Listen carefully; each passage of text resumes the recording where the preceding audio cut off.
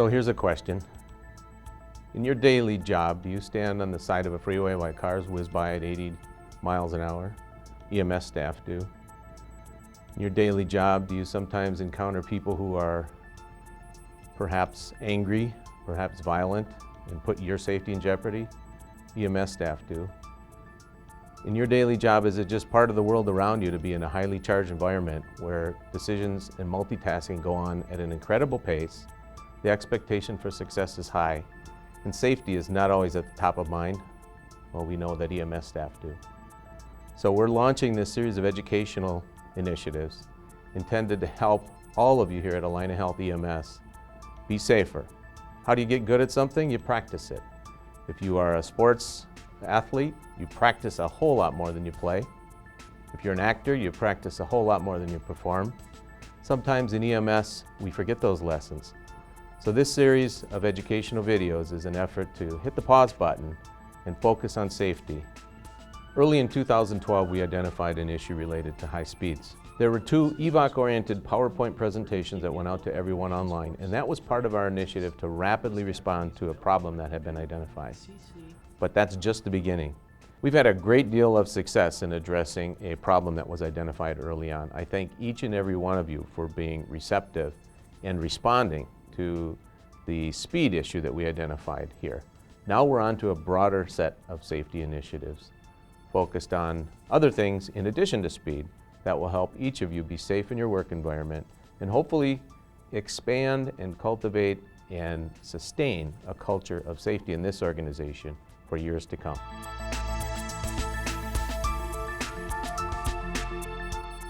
I'd like to talk today a little bit about the capability of our ambulances. Every manufacturer, when they build a vehicle, has to rate the vehicle's weight carrying capacity. It's called the gross vehicle weight rating. It is evidenced by a sticker on the door frame of every vehicle. Our ambulances typically run a GVWR of 12.5 to 15.5. That's 12,500 pounds up to 15,000 pounds. That seems like a lot of weight, but when you look at everything we put on those vehicles, we very, very quickly get to the point of almost overloading them. If you take our vehicles to a weight scale, they weigh in at about 13,500 pounds. You put a couple passengers, a patient on board, and we very quickly come up to the maximum weight capability of our vehicles. That affects many things on the vehicle. Most critically, it affects the braking capability of the vehicle. Slowing down that much weight is a very, very difficult thing for the components to do. If you look at the pads that we take off of our vehicles, you can oftentimes see evidence where they have been overheated to the point that the pads are breaking away from the backing. You can see bluing on our pads, which is an indication of heat. That all is evidence of the effort it takes to stop these vehicles going down the highway.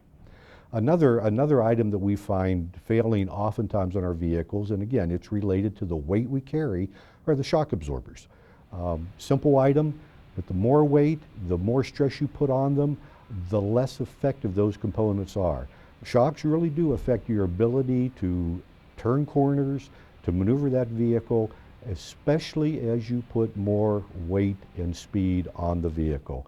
We see very, very quick deterioration in a lot of our wear components, to the point that we replace shocks, we replace brakes, we replace tires almost twice as often as a vehicle with the same weight ratings involved in commercial operations. Let's take some time to look at some ambulance crashes and their occurrences around the country.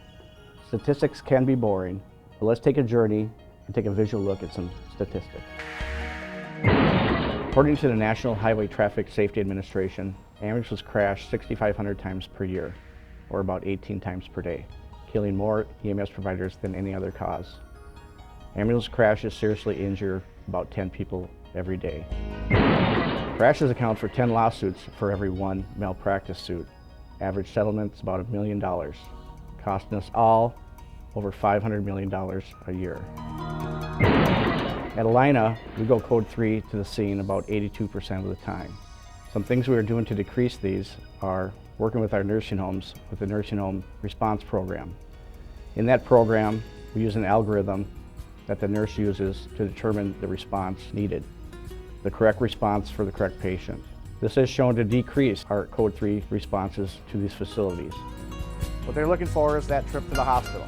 Now we're going to take a look at crashes, where they occur, how they occur. And Steve Hagstrom, who is one of our clinical coordinators and the leader of the drive team, is going to take some time and go through that with you. In this news clip, we're going to see some drive cam footage of an ambulance traveling down a two-way street, approaching an intersection with a red light. It seems like most vehicles realize that this ambulance is barreling down Palafox Street. The driver of this vehicle really needs to slow down for intersections, especially if it's a red light. The other driver may not see them, and they have a green light, causing this T-bone crash at this intersection. In this clip, if you look at it before we started, you'll see that crashes are predictably unpredictable. Here's an ambulance up at the top left approaching an intersection in a minivan appearing to be making a left-hand turn. So what do you think is going to happen here? Well, as we roll the clip, we'll see.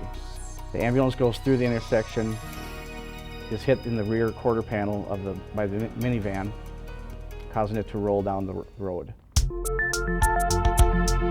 Now we're going to start looking at the first of 3 operational case studies that MnDOT has worked with us, pulling the material together, reviewing the footage, developing an effective and safe approach to the scene and how to stage our ambulance for maximum clinician and patient safety. With that being said, operational information and clinician knowledge of each incident as it is unfolding and updated patient information from dispatch will always be part of the operational assessment and ambulance approach to a scene. In the first case study, as you watch the video, you can see the ambulance approaching from the north. Slow down and cut across the median.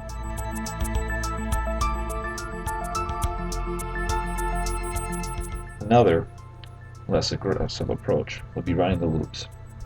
Granted, this may take longer, but if the patient has minor injuries, this would be the preferred approach. Now, for example, dispatch advised that the patient was not breathing. In that case, a more aggressive approach, such as cutting the median, may be warranted.